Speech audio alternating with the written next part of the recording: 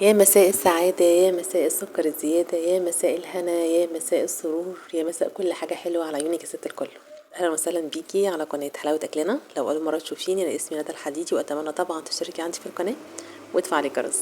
النهاردة هنعمل مع بعض وصفة حلوة جدا، وكل الستات المصريات بيحبوا يعجنوا، بالذات ده في الشتاء. عايزه اقول لكم ان الجو ده حلو جدا جدا تعجني فيه، وهتعملي معجنات خطيره. عجينه تنفع لكل حاجه. تعالوا اقول لكم عليها بسرعه، يلا بينا. عندي هنا كوبايتين ونص من الدقيق، وربع كوبايه من الزيت، وعلبه زبادي، ومعلقه كبيره خميره، ومعلقتين كبيره سكر، ومعلقه صغيره بيكنج باودر، ومعلقه صغيره ملح. وعندي طبعا ميه دافيه للعجن. بالنسبه للخميره انا حطها في ميه دافيه وعليها معلقه من السكر، واسيبها لغايه ما تتفاعل شويه مع نفسها. وبعد كده هنعمل ايه؟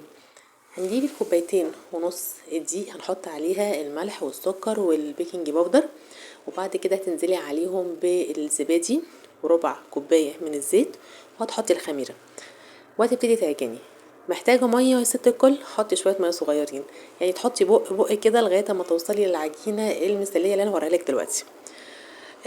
طبعا العجينة دي تنفع معاكي في بيتزا، عيش فينو، ايه كمان، ممكن كمان تعملي بيها كرواسون بطريقه اللي انا كنت عاملاها معاكم قبل كده.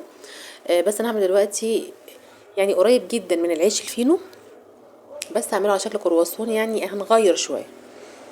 هنبتدي دلوقتي نعمل حاجة كده نحشي بيها المعجنات بتاعتنا دي، ظريفة جدا ولطيفة وطعمها خطير، وممكن تاكليها بعيش عادي، عيش بلدي كده، بتبقى طعمها حلو جدا مع كوباية شاي. تمام. هتجيبي جبنة بيضة اي نوع انت بتحبيها، تحطي عليها مثلا فلفل، وهتحطي عليها زيتون سواء كان اخضر او اسمر اللي عندك، وهتقلبي كويس زي ما انتم شايفين. انا في الحاله دي انت ممكن تحطي طماطم مكعبات صغيره لو انت هتاكليها بعيش بلدي او عيش شامي، براحتك خالص. اما لو هنحشي بيها اي معجنات ما تحطيش فيها طماطم.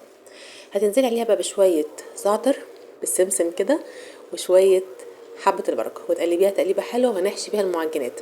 عندي برضو عشان احشي المعجنات عندي هنا جبنة شيدر، ممكن تستعملي جبنة موتزاريلا، اللي انت عايزاه استعمليه. تعالوا بقى نحضر عشان نفرد العجينه بتاعتنا الجميله دي. يلا بينا.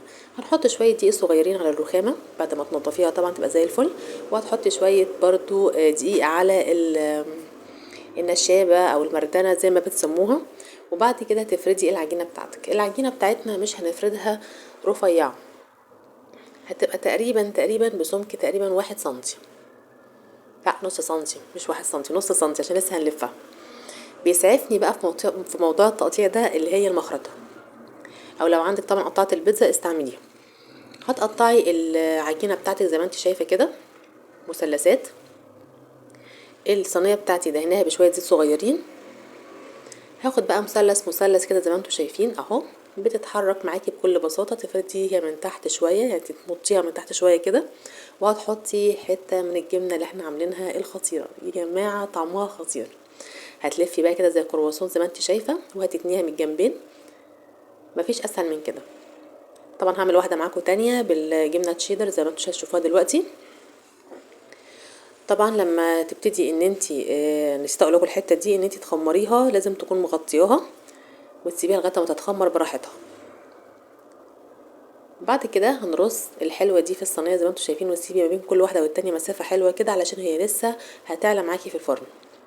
بعد كده هنجيب صفار البيض، صفار البيض مش البياض، البياض بينشف شويه الوش، فهتجيبي بس الصفاره زي ما انت شايفه كده. وهتجيبي اي حاجه طبعا عشان ان انت يعني تفرديها فوق الوش، اي فرشه بقى عندك. طيب هتحسي ان هي تقيله شويه، تزوديها شويه لبن، ما تزوديش ميه لان الميه بتزود زفاره البيض. وبعد كده تدهني وش الكرواسون اللي عندك او العيش الفينو ايا كان بقى. وبعد كده هبتدي ارش شويه سمسم وحبه البركه. طبعا هتخش على فرن سخن لغايه ما تستوي. طبعا اكون مشغله الشوايه والفرن.